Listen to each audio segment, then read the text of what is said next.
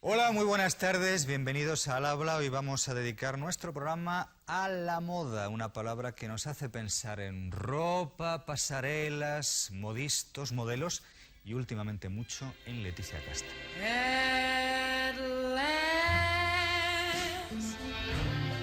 Leticia Casta, ¿saben que únicamente 2000 mujeres en todo el mundo visten ropa de alta costura? ¿Y saben que solo 200 la pagan? ¿Y saben que en la confección de un traje de alta costura se emplean más de 200 horas de trabajo sartorial?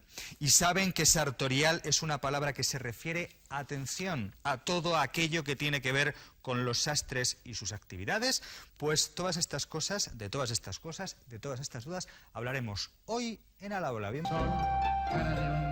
voz buscaba el viento para tocar hoy. Eso no es verdad, tío. Eso no, pues así Me busco la luna por la cara. Otra vez que lo veo, la cara totalmente. Hoy la ciudad donde han culminado los actos conmemorativos del A partir de ahí ofreceremos otros avances.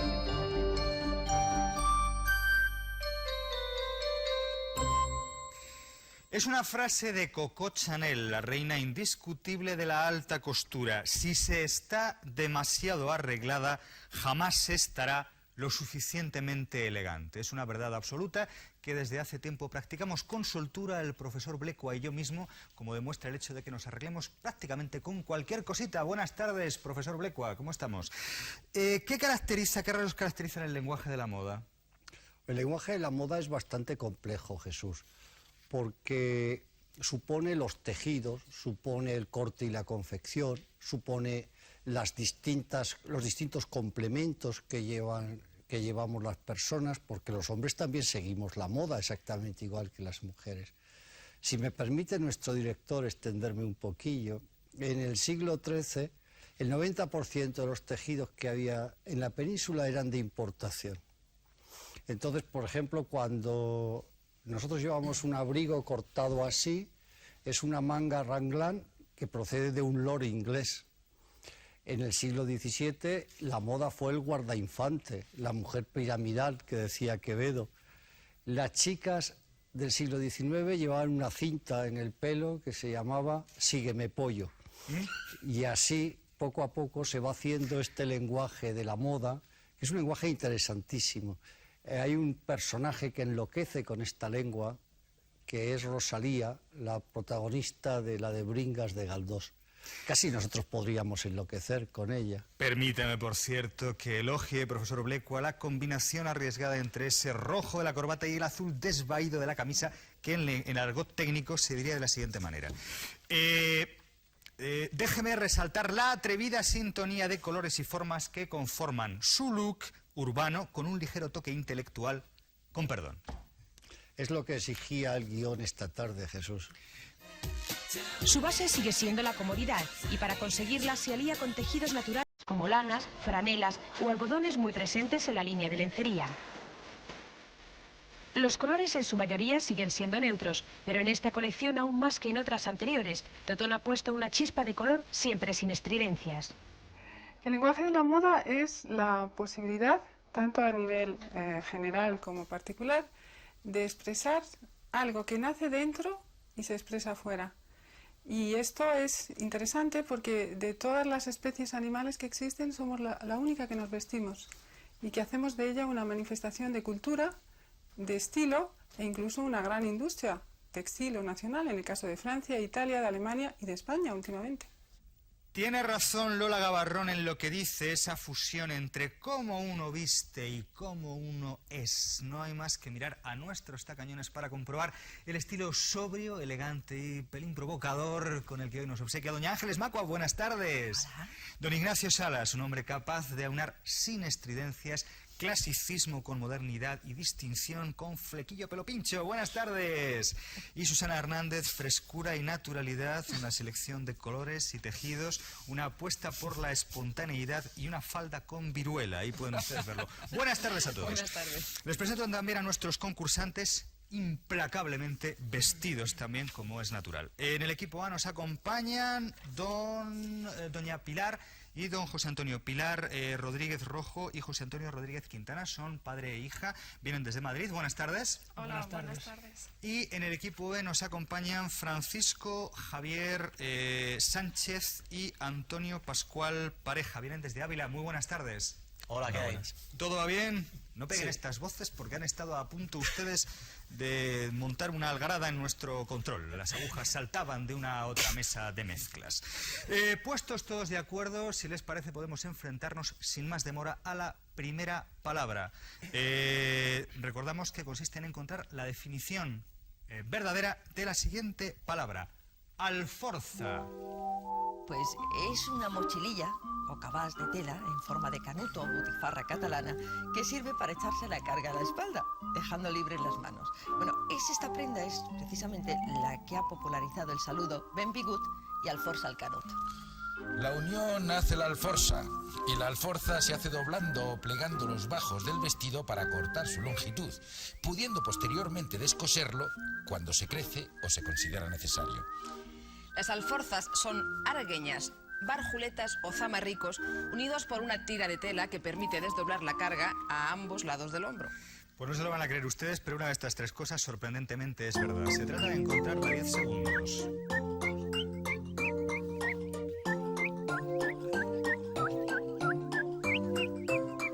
Tiempo. Doña Pilar, don José Antonio, ¿por qué definición se inclinan? ¿Qué es una alforza? Pues nos inclinamos por el pliegue, o sea, es el pliegue en los bajos del vestido. Dobladillo, para entendernos, mal explicado. Perdón. Francisco Javier Antonio. Sí, pensamos que es lo mismo. Francisco Javier Antonio, gente acostumbrada a hacer alforzas en sus pantalones, no han tenido ninguna duda en identificar la... No, sí, ¿no? Contaban antes. Bueno, ellos sabrán. Alforza. Busquen en su diccionario y comprueben que pone lo siguiente. Pliegue en los vestidos que sirve para acortar su longitud, de manera que cada uno de nuestros equipos hace subir con cierta maestría un punto en estos marcadores electrónicos tan buenos de los que disponemos en este programa. Fíjense, enhorabuena, fíjense en la cantidad de tejidos y tipos de tela que hemos encontrado. Antes hablábamos de alguno de ellos. Hay tejidos, telas de tul, cendal, drill, madrás, damasco, tartán, tisú, moaré, muselina, piqué. Está bien, ¿no? Siguiente palabra. Esta vez se trata de encontrar la definición falsa de sarga. La sarga es una tela cuyo tejido forma unas líneas diagonales pero uniformes. La sarga más marcial es la sarga de la brigada ligera. No. La sarga es una tela marinera de hule impermeable y con forma de capa cuyo uso está muy extendido entre los pescadores. No. Es una tela pintada que se usa para adornar y embellecer las paredes de las habitaciones, siempre que el entretelado te sarga como es debido. Es una tela con líneas diagonales, es una tela marinera, es una tela pintada. Una de estas cosas no es verdad. Tienen 10 segundos para decidir cuál.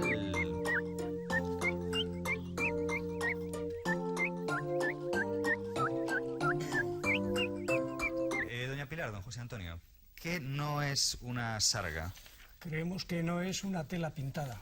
No es una tela pintada, por tanto es una tela marinera y una tela con líneas diagonales. Francisco Javier Antonio. Bueno, no es por ser copiones, pero coincidimos. Creemos que la tela pintada siempre es luego, falsa. No hemos copiado, lo hemos pensado de... ¡Qué barbaridad! Sarga es una tela con líneas diagonales y es una tela también pintada para adornar paredes. En absoluto es una tela impermeable marinera como sugeríamos. Una palabra curiosa, que naturalmente existe en el diccionario con estas acepciones y que tiene también un masculino, sargo, que no es ni una tela ni nada, es un pez teleostio. Ya ven cómo están las cosas en los diccionarios. Esta vez no subimos puntos a nuestros marcadores, seguimos 1-1 y vamos a continuar con esto del lenguaje de la moda, un lenguaje que convendremos que tiene una manera especial de expresarse. Hemos estado viendo revistas para ponernos naturalmente al día y hemos visto que en moda se dice mucho chic, por ejemplo, se dice mucho look, se dice mucho top, se dice mucho strass y evasé. Todo el tiempo todo es muy evasé. Hombre, es un mundillo que está un poco contaminado porque funcionan muchos nombres ingleses, por ejemplo, top model, pues ¿por qué no se puede decir una gran modelo sin necesidad de decir top model, ¿no? O se dice esa persona tiene mucho chic, o tiene mucho allure, o tiene mucho glamour. Cuando son tan bonitas las palabras españolas, tiene encanto, tiene duende. Bueno, cómo trata Federico García Lorca, que por cierto tenía una presencia fantástica. El duende es eso que te habita y que sale fuera. Pues la moda es algo parecido, es lo que te habita a ti dentro y sale fuera gracias a tejidos que adoptan formas, que adoptan colores, que expresan muchas cosas de nosotros mismos. La moda, de la que seguimos hablando en el programa de hoy. ¿Saben ustedes la cantidad de escotes que han ideado, por así decirlo, nuestros modistas? Les leo. Escote en V. Este en concreto que tienen en sus pantallas es un escote en V mayúscula, como se aprecia prácticamente a simple vista. Escote redondo. Aquí tienen. Escote cuadrado con tirantes. Este es un escote de barco. Yo no sabría decirles si es un escote de barco mercante o un escote de barco de guerra. Este es un escote asimétrico. Y finalmente queda el escote que se denomina escote palabra de honor. Se llama así al parecer porque las chicas solo salían de sus casas en Wisconsin tras dar su palabra de honor de que el vestido no se les iba a caer al suelo en medio del baile de gala. Y no vean los esfuerzos que tienen que hacer a veces las pobres chicas para mantener su palabra. Continuamos con el segundo bloque de palabras relacionadas con el mundo de la moda. ¿Existen concursantes estas palabras? Nos las hemos inventado. A ver qué opinan de filipichín. Aunque suene a fusión empresarial de Pil y Pichín, dos diseñadores muy pijitos ellos, pues nos estamos refiriendo a una tela de lana estampada que también se conoce como arretín. De verdad existe una tela que se llama filipichín. Tienen 10 segundos para decidirse.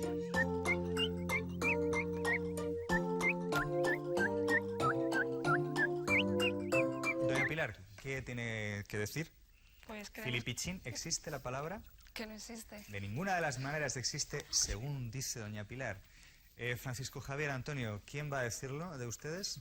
Aunque rara, pensamos que sí que existe. Que sí que existe. Ahí tienen ustedes, don Francisco Javier ha desayunado una sustancia extraña que le hace pensar que filipichín existe. Pues filipichín existe. Es una tela y una curiosa expresión que, según el diccionario de la Real Academia, aquí, significa también afeminado y lechuguino. Aprovechen si tienen algún vecino para decírselo si se corresponde con alguna de las definiciones que hemos dado. Existe esta palabra. Don Francisco Javier y don Antonio levantan su segundo punto. Sí, ya lo han hecho. ¿Podemos ir con la siguiente palabra? Vamos con ella. Significa falso, lo que nos va a contar ahora don Ignacio. Falso. Gracias, Majo, eres un encanto.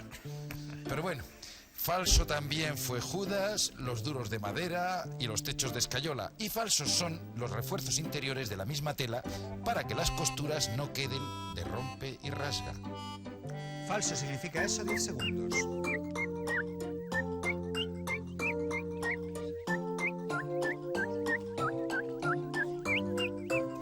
Don José Antonio está preocupado porque se está jugando su regalo de cumpleaños y empieza a inquietarse. No sabe muy bien cómo están las cosas y la responsabilidad le abruma. Doña Pilar, ¿qué ha dicho su padre que tiene que decir esta vez? Bueno, creemos otra vez que no existe. No existe falso, estos refuerzos interiores de la misma tela para que refuerzan las costuras. No significa eso falso. Francisco Javier, Antonio. Decimos que sí que existe. Qué tíos, ahí apostando duro, claro, desde esa atalaya que le permite su ventaja, dicen que sea lo que Dios quiera. Existe falso, sí son refuerzos para las costuras y si les apetece, vamos a ver ahora mismo unos falsos. Falso, hay mucha cosa falsa en el mundo de la costura. Los falsos son los bajos, los falsos son las vistas, por ejemplo, esto que tienes dentro. Falso es la estructura que lleva dentro un traje para hacer las formas de la mujer. Son cosas falsas, pero que son verdaderas, puesto que están en el traje, que no es decir falso de mentiroso, sino falso que no se ve. Suben, por cierto, Francisco Javier y Antonio su tercer punto a los marcadores, y de esto seguir así es fácil que les aprueben sin examinarse ni nada el curso de corte y confección. Hemos contado, por cierto, que quien más y quien menos se irá a casa esta tarde con un lote de libros de 200.000 pesetas, pues así son las cosas, en concreto en lo que se refiere al equipo ganador. 200.000 pesetas en libros del grupo editorial Anaya para que se los repartan como mejor consideren. Pero los perdedores no se irán ni muchísimo menos de vacíos. Se llevarán en concreto un lote de libros valorado en 100.000 pesetas que también deberán repartir entre ellos como mejor entiendan. Así que solo falta ya que acaban de decidirse respecto a quiénes hacen de ganadores, quiénes hacen de perdedores y todo este tipo de cosas. Y, por cierto, que si ustedes quieren venir a concursar aquí al plató de Al Habla, solo tienen que escribirnos una carta a este apartado de correos que figura en sus pantallas. También pueden enviarnos un correo a nuestra dirección electrónica o a la página web del programa. La encontrarán, ya saben, dentro del Centro Virtual Cervantes. Rompecoches. ¿Existe o no existe rompecoches? Bueno, rompecoches es una tela de lana que es tupida, burda, ordinaria, tosca y grosera, porque se trata de una prenda pobre que usaba la gente humilde para vestir por su perdurabilidad. Ahí lo tienen. ¿Existe rompecoches? Con esta definición, 10 segundos.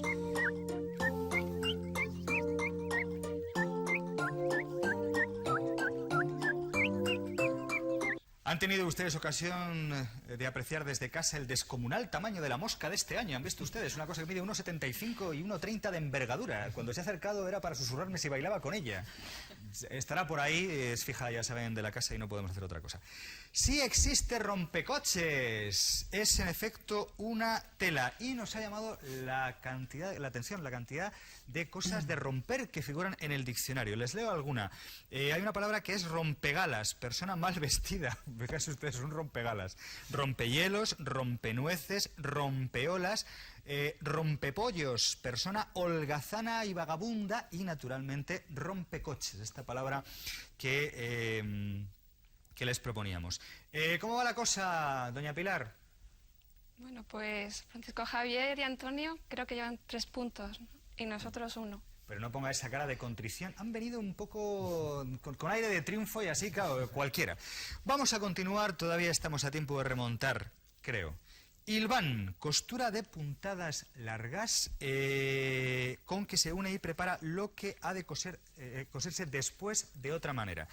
Diente, costura de puntadas desiguales y mal hechas, un tipo de costura en la que soy un auténtico experto. Pespunte, labor que consiste en volver la aguja hacia atrás después de cada punto, por lo visto.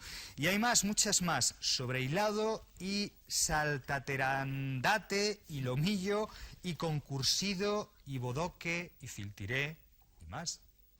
Bueno, pues mira, el término de la moda tiene muchísimas palabras. Por ejemplo, presilla. ¿Qué es una presilla? Solo se utiliza en costura. Es una presilla que se utiliza para sujetar el traje.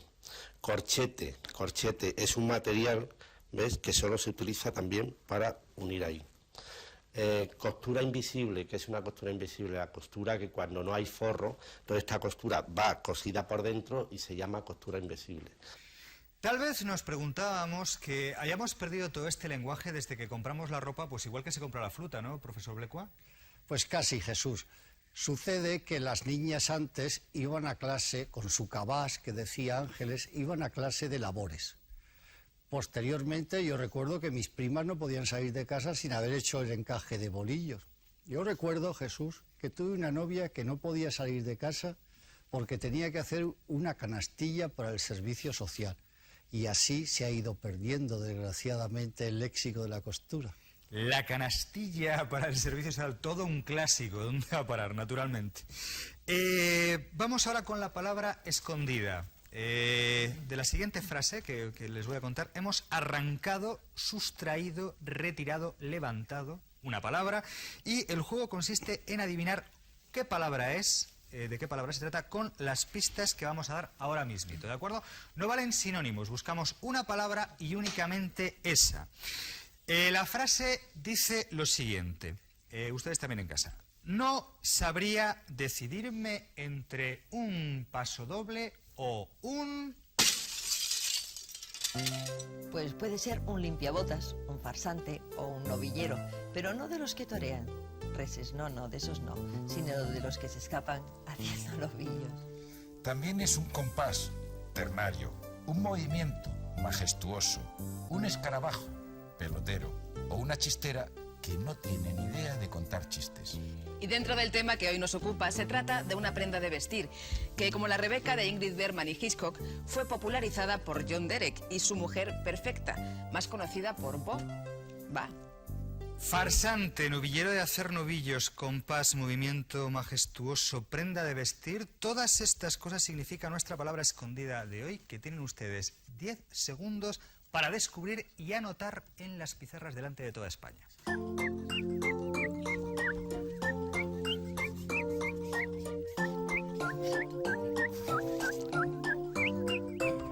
Pilar, José Antonio, ¿qué pone en su papel? Vals, no sé si está bien escrito, pero... Está perfectamente escrito y además lo ha leído muy bien porque al estar escrito de frente ella no lo ve, sino a través del cartón y sin embargo ha sido capaz de leerlo perfectamente. Don Francisco Javier, don Antonio, ¿qué han puesto en su papel? También vals. Vals. ¿Y luego qué pone allí en vertical? Un mensaje comercial de su pueblo, creo. No, limpiabotas. Ayuntamiento de Ávila, visite usted Ávila, aquí le tiene. No es vals la palabra que buscábamos. Buscábamos una palabra, recuerden, que significaba farsante, novillero, compás, movimiento majestuoso, y dábamos una pista muy buena al final de una película de John Derek con Bo Va. ¿Se acuerdan?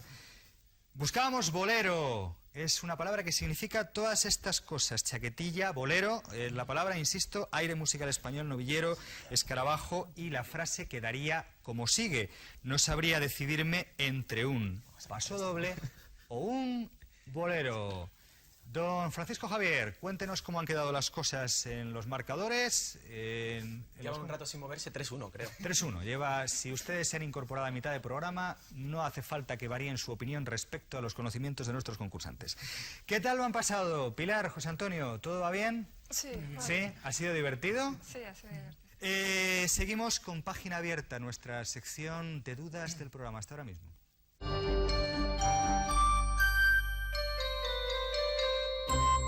Pues bien, ya estamos en Página Abierta y en concreto con una carta que nos ha enviado Manuel Blanco Castro desde Barcelona. Nos felicita por el programa, dice que se lo agradecemos naturalmente y nos hace un curioso comentario. Dice que si no es verdad que en Valladolid o Burgos se pronuncia muy bien el castellano, pero que sin embargo se cometen incorrecciones, dice él, mientras que en Galicia o en Cataluña se pronuncia peor, pero se habla mejor gramaticalmente hablando. Una pregunta difícil, ¿no? Y sobre todo comprometida, Jesús. Tenemos que elegir si nos enfadamos con los de Burgos o con los de Montevideo. La verdad es que es una tradición piadosa de la lengua española que estudió González Ollé y hace muchos años. Madame Danglars, una viajera especialista en cuentos de hadas, una aristócrata francesa, llegó a Burgos en 1679 y le contaron que era donde más correctamente se pronunciaba el castellano. Este libro de Madame Danglars, Viajes por España, se extendió y extendió esta vieja tradición, que desde luego nada tiene que ver con la ciencia, porque el castellano se habla bien en todos los sitios donde hay un hablante que habla bien, escribe bien y quiere a su lengua. Un saludo, por cierto, a todos nuestros amigos de Valladolid, que son muchos, profesor Oblecua.